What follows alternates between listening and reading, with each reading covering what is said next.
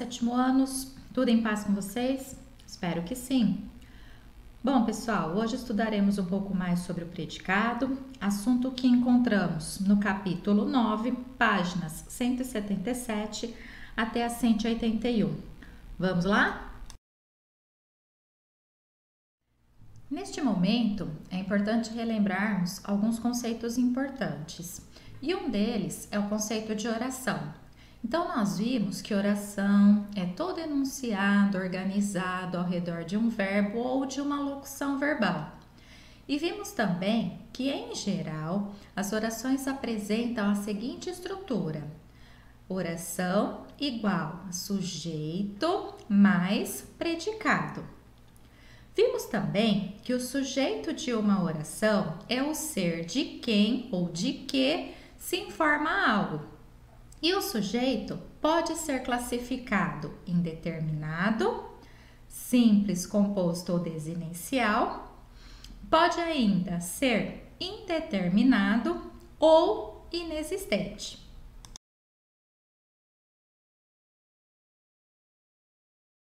Passamos a ver agora algumas características específicas do predicado. A primeira é que predicado é a informação propriamente dita sobre o sujeito. É nele que encontramos o verbo ou a locução verbal da oração. Exemplo: flores ornamentavam a casa. Vamos encontrar o sujeito desta oração. Quem ornamentava a casa? A resposta: flores. Portanto, flores é o sujeito desta oração. Qual a informação trazida na oração sobre o sujeito flores? Nós temos a informação de que elas ornamentavam a casa. Então, esse trecho da oração, ornamentavam a casa, é a informação trazida sobre o sujeito. Portanto, é o predicado da nossa oração.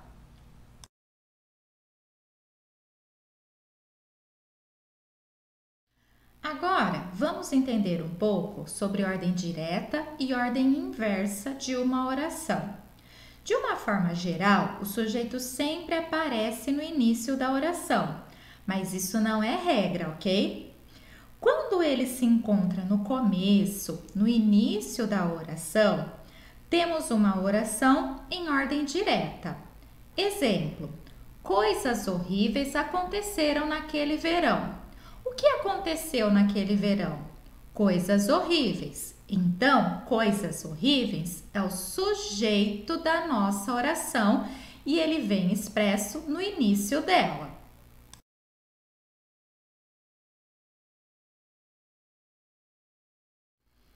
Entretanto, nada impede que o sujeito esteja no final ou até mesmo no meio do predicado. Quando isso ocorre, nós temos a ordem inversa, ou chamada também de ordem indireta da oração. Observe os exemplos. Aconteceram naquele verão coisas horríveis. Se pararmos para identificar o sujeito, nós teremos o mesmo sujeito da oração anterior. Entretanto, o posicionamento desse sujeito é que é diferente. Neste caso, ele aparece no fim da oração.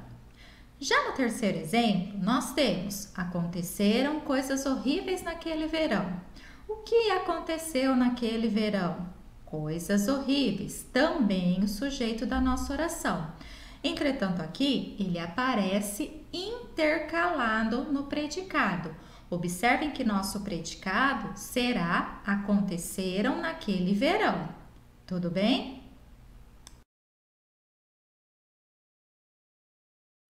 Não devemos nos esquecer de que sempre haverá concordância entre o verbo e o sujeito, ou seja, o verbo sempre concordará com o sujeito da oração em número e em pessoa. Por exemplo, tu estavas tão linda. Tu é o sujeito desta oração e está escrito na segunda pessoa do singular. Estavas é o nosso verbo estar, conjugado na segunda pessoa do singular também. Observamos, portanto, que há uma concordância entre o verbo e o sujeito da nossa oração.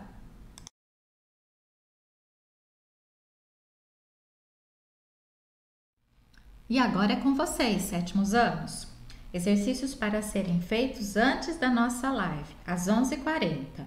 Então, peço que vocês leiam o texto da página 177 e resolvam os exercícios 1 e 2. Leiam também a parte teórica da página 178. Resolvam os exercícios 3, 4 e 5 e a questão invertida, que estão nas páginas 178 e 179. Pessoal, caso vocês fiquem com dúvida em alguma informação ou na execução de algum exercício, marquem um asterisco e não deixem de perguntar, ok? Conversaremos mais sobre o assunto daqui a pouco. Então, bons estudos, boa sorte e até já! Um beijo!